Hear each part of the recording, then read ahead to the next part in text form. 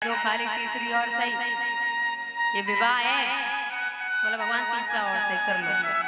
फिर भगवान सत्यभामा से विवाह करके द्वारिका को लौटते हैं।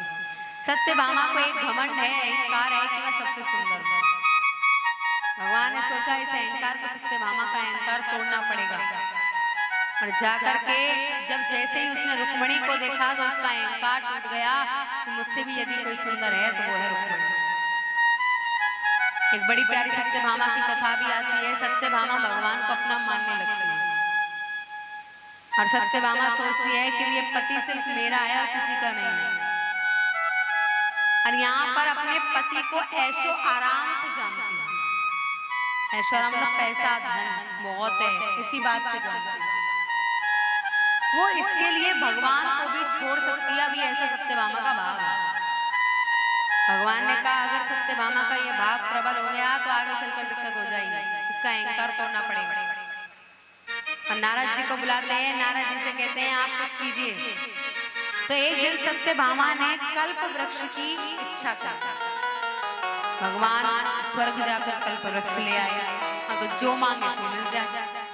अब इस सत्यभामा ने कल्प वृक्ष से एक बात मांगी कि ये जो मेरा पति है वो केवल मेरी बात माने, मेरा बन के रहे।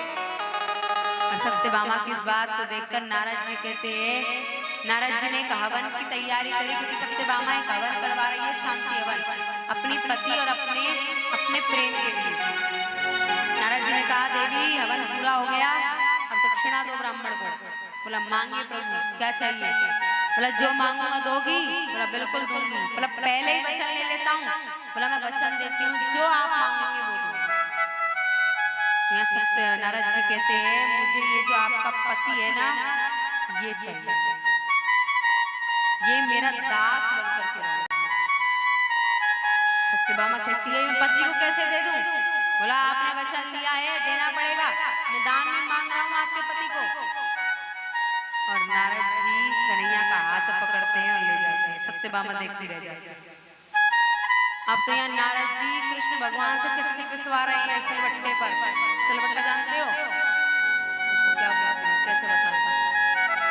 इस पे चटनी पीसते हैं। हाँ जो भी आपकी भाषा में समझ लेना, हमें नहीं पता।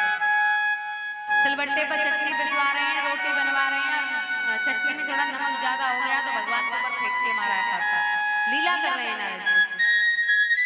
सत्यभामा को बड़ा क्रोध आता है। सत्यभामा कहती है मेरे पति से ऐसा क्यों कह रहे हो, कर रहे हैं ना काम। नारद जी बोले इन पर तुम्हारा कोई हक नहीं है, ये मेरा गुलाम है, इसके साथ जो करो। उसे मन में आता है कि मैंने अपने पति को लालच के चक्कर में खो दिया, सादा प्रेम पाने के चक्कर में खो दिया।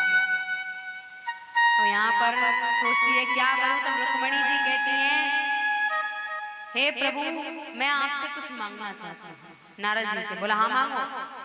आप जिसको लाए हैं वो सत्यभामा का पति है, पर जिसको मैं ले जाना चाहती हूँ वो मेरा पति है। मैं अपने अधिकार से कृष्ण भगवान को लेकर जाना चाहती हूँ, मेरा पति मुझे वापस नहीं दे। यहाँ पर सत्यभामा को आभास हुआ कि मुझे ऐसा नहीं करना चाहिए। एक दिन राधा रानी बरसाने में बैठी हैं और जब बरसाने में बैठी थी तो यहाँ सब सोचते कि